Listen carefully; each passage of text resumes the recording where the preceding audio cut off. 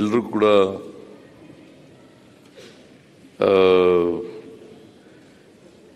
ಇತ್ತೀಚೆಗೆ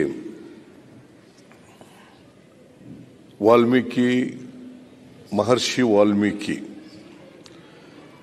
ಅಭಿವೃದ್ಧಿ ನಿಗಮದಲ್ಲಿ ನಡೆದಿದೆ ಅಂತಕ್ಕಂಥ ಅಕ್ರಮದ ಬಗ್ಗೆ ಬಹಳ ದೀರ್ಘವಾಗಿ ಸದನದಲ್ಲಿ ಚರ್ಚೆ ಆಗಿದೆ. ಮಾನ್ಯ ಅಧ್ಯಕ್ಷರೇ, ನೀವು ಕೂಡ ಬಹಳ ಸಮಯ ಕೊಟ್ಟಿದ್ದೀರಿ. ಸೋಮವಾರ, ಮಂಗಳವಾರ, ಇವತ್ತು ಮಧ್ಯಾಹ್ನದವರೆಗೆ. ನಿನ್ನೆ ರಜಾ ಇದ್ದದರಿಂದ ನಿನ್ನೆ ಚರ್ಚೆ ಆಗಲಿಲ್ಲ. ಇಷ್ಟು ದೀರ್ಘವಾಗಿ ಚರ್ಚೆ ಮಾಡಿದ್ದೀರಿ. ಅಶೋಕ್ ಅವರು ಕೊನೆಯಲ್ಲಿ ಮಾತನಾಡಿ ಸಿದ್ದರಾಮಯ್ಯನವರು ರಾಜೀನಾಮೆ ಕೊಡಬೇಕು ಅಂತೇಳಿ ಕನ್ಕ್ಲೂಡ್ ಮಾಡಿದ್ದಾರೆ. ಆಮೇಲೆ ವಿಜೇಂದ್ರ ಅವರು ಕೂಡ ಅದೇ ಮಾತಾಡಿದ್ರು, ರಾಜೀನಾಮೆ ಕೊಡಿ ಅಂತ. ಆಮೇಲೆ ಇವರು ಅರ್ಗ ಜ್ಞಾನೇಂದ್ರ ಅವರಂತೂ SITನೇ ವಾಪಸ್ ತಗೊಬಿಡ್ರಿ ಅಂತ ಹೇಳಿದ್ದಾರೆ. ನೀವು ಹಿಂದೆ ಹೋಮ್ ಮಿನಿಸ್ಟರ್ ಆಗಿದ್ದವರು, ನಿಮ್ಮ ಕಾಲದಲ್ಲೂ ಕೂಡ SITಗಳಾಯ್ತಾ ಇದ್ದವು. ನಿಮ್ಮ ಕಾಲದಲ್ಲೂ ಕೂಡ CID ತನಿಖೆಗಳಾಯ್ತಾ ಇತ್ತು. ನಿಮ್ಮ ಕಾಲದಲ್ಲೂ ಕೂಡ ನಮ್ಮ ಪೊಲೀಸ್ನವರೇ ತನಿಖೆ ಮಾಡ್ತಾ ಇದ್ರು ಅಲ್ವಾ?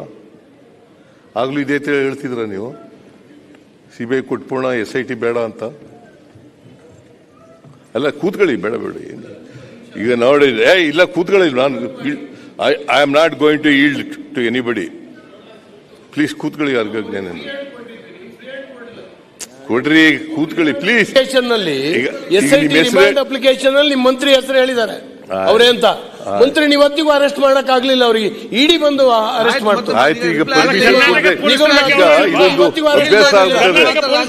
ಯಾರು ಪರ್ಮಿಷನ್ ಕೊಡದೆ ಮಾತಾಡೋದು ಹಂಗೆ ಅಲ್ಲ. ಆಯ್ತು, ಈಗ ಪರ್ಮಿಷನ್ ತಗೊಂಡು ಮಾತಾಡಿಯಪ್ಪ.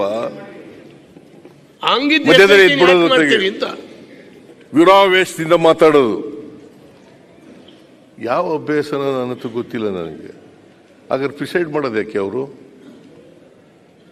ಸದನ ನಡೆಸೋದು ಯಾಕೆ ಅವರು? ನಾವು ಸ್ಪೀಕರ್ ಅಂತ ಯಾಕೆ ಮಾಡ್ತೀವಿ ಅವ್ರನ್ನ?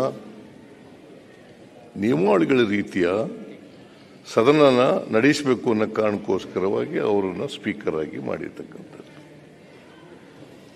ನಾವು ಆ ಚೇರ್ಗೆ ಬಹಳ ಗೌರವವನ್ನು ಕೊಡ್ತೀವಿ. ಅವರು ನಿಷ್ಪಕ್ಷಪಾತವಾಗಿ ಯಾವುದೇ ಪಕ್ಷಕ್ಕೆ ಸೇರಿಲ್ಲ. ಅವರು ನಡೆಸ್ತಕ್ಕಂಥ ಕೆಲಸವನ್ನು ಮಾಡ್ತಾರೆ. ಸೊ ಅದರಿಂದ ನಾವು ಆ ಚೇರ್ಗೆ ಗೌರವ ಕೊಡಬೇಕು. ಯಾರೇ ಮಧ್ಯೆ ಮಾತಾಡಬೇಕಾದ್ರೆ ಅವ್ರ ಪರ್ಮಿಷನ್ ತಗೊಂಡು ಮಾತಾಡಬೇಕು. ಆ ಪದ್ಧತಿ ಆಗಬೇಕು. ಹಿಂದೆಲ್ಲ ಪದ್ಧತಿ ಇತ್ತು, ಇತ್ತೀಚಿನ ವರ್ಷಗಳಲ್ಲಿ ಆ ಪದ್ಧತಿ ಹೋಗಿದೆ. ಈಗ ನಾವು ಅಶೋಕ ಮಾತಾಡ್ತಾ ಇದ್ರು, ನಾನು ಇಂಟರ್ಫಿಯರೇ ಆಗಲಿಲ್ಲ. ನನಗೆ ಇಂಟರ್ಫಿಯರ್ ಮಾಡಕ್ ಬರಲ್ವಾ? ಮಧ್ಯದಲ್ಲಿ ಅವರಿಗೆ ಅಡ್ಡಿಪಡಿಸಕ್ ಬರಲ್ವಾ? ಬರ್ತದೆ ನನಗೂ, ಆದ್ರೆ ಮಾಡಬಾರ್ದು. ಗೊತ್ತಾಯ್ತಾ ಬೆಲ್ಲದ್? ನೀವು ಡೆಪ್ಟಿ ಲೀಡರ್ ಪದೇ ಪದೇ ಎದ್ದೇಳೋದು, ಪದೇ ಪದೇ. ಅಶ್ವತ್ಥ ನಾರಾಯಣ ಎಲ್ಲ ಬಂದಿಲ್ಲ, ಪದೇ ಪದೇ ಎದ್ದೇಳು, ಎಲ್ಲಕ್ಕೂ ಎಲ್ಲ ವಿಚಾರಗಳಿಗೂ ಎದ್ದೇಳೋದು, ಮಾತಾಡಕ್ಕೆ ಹೇಳೋದು.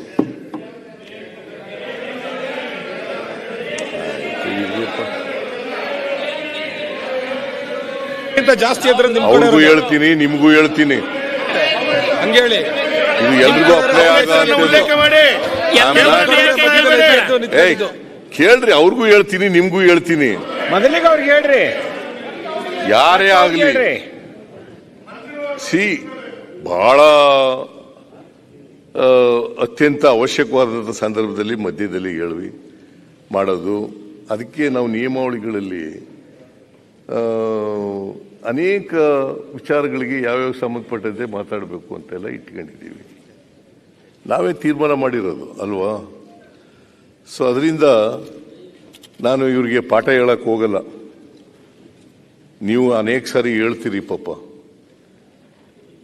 ನೀತಿ ಪಾಠ ಹೇಳ್ತೀರಿ. ಅವ್ರು ಕೇಳಿದವ್ರು ಏನು ಮಾಡೋಕ್ಕಾಗತ್ತೆ? ಓಕೆ, ಮನೆ ಅಧ್ಯಕ್ಷರೇ,